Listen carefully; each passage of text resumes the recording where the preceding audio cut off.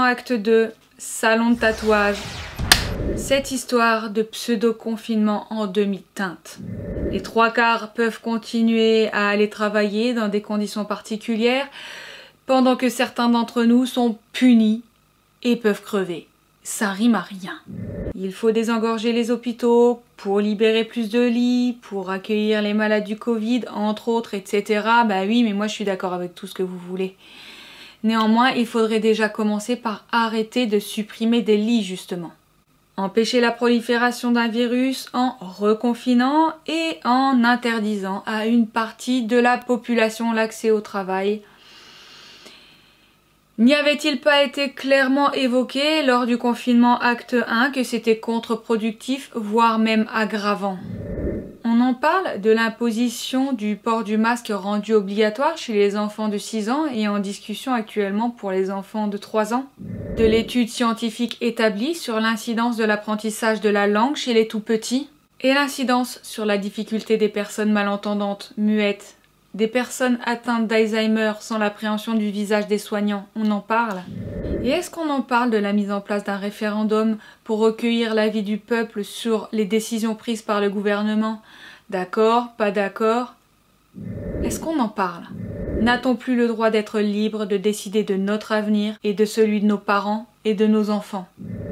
En route vers l'invraisemblable et pourtant tristement bien réel, croisée de l'aberration contradictoire. Bienvenue en oligarchie, bienvenue en dictature.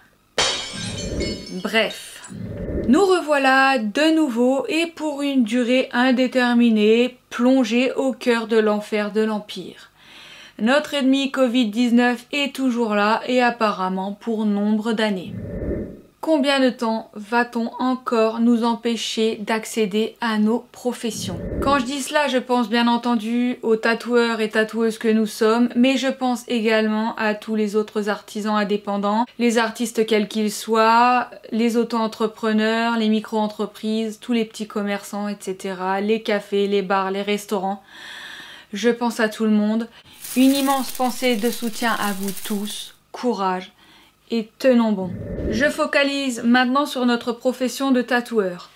Nous sommes déjà régis par de rigoureuses règles d'hygiène et salubrité. La désinfection systématique de nos locaux avec des produits de désinfection spécifiques. De même pour nous, double désinfection de nos mains et avant-bras avant et après chaque session avec un savon décontaminant spécifique contre les bactéries, virus et autres germes.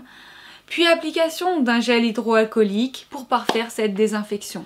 La protection de l'ensemble de nos surfaces susceptibles d'entrer en contact avec quelque contamination que ce soit par voie parentérale, c'est-à-dire par le sang et la peau.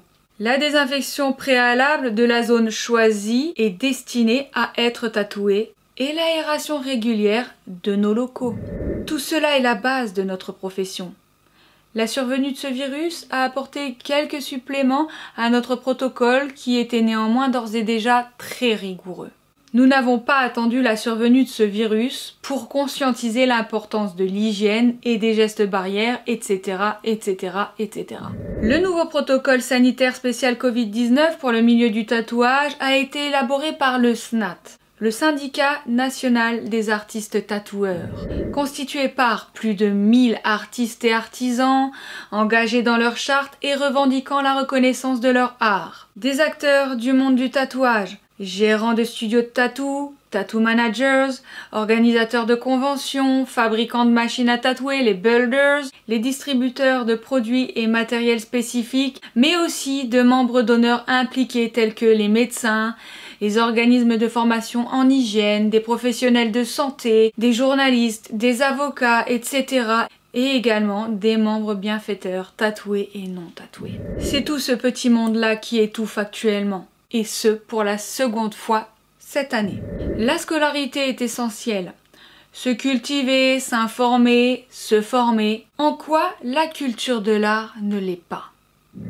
Intégrant la catégorie des arts au titre du troisième art, comprenant les arts visuels, Le milieu du tatouage fait partie des métiers culturels. La culture est essentielle et consubstantielle à l'humanité. Avec un risque de contamination contrôlé par un protocole strict et rigoureux, en quoi notre profession ne peut être considérée comme essentielle ? En quoi aller acheter un croissant dans une boulangerie serait-il plus essentiel que d'aller exprimer son art dans un salon de tatouage? Pourquoi notre profession est-elle impactée par la restriction de l'accès à l'emploi? C'est clairement mettre une hiérarchie inutile qui va à long terme être certainement catastrophique. Mais alors le terme non essentiel, alors ça c'est le nouveau truc du siècle. La juste question serait plutôt dangereux ou non dangereux pour la santé. Nos clients se dirigeant vers des lieux de tatouage officiels, gérés par des professionnels sérieux, formés et diplômés, sont en sécurité. Or, en fermant nos salons, nos clients dépités vont bien souvent se diriger vers des lieux considérés comme dangereux, où les normes d'hygiène obligatoires ne sont pour la plupart du temps pas respectées et bien souvent pratiquées par des personnes peu scrupuleuses du respect de la profession, les scratchers. Donc à la question, va-t-il y avoir un sérieux impact sur la santé des gens en fermant les salons de tatouage officiels? Je réponds bien évidemment que oui. Considérant par exemple qu'un établissement scolaire avec un protocole nettement moins rigoureux que le nôtre, n'étant pas répertorié comme lieu à fort risque de contamination, malgré le brassage de centaines voire de milliers d'élèves en contact, comment est-ce possible qu'on nous demande à nous de fermer nos portes? Reconsidérez la question, s'il vous plaît, reconsidérez-la sérieusement.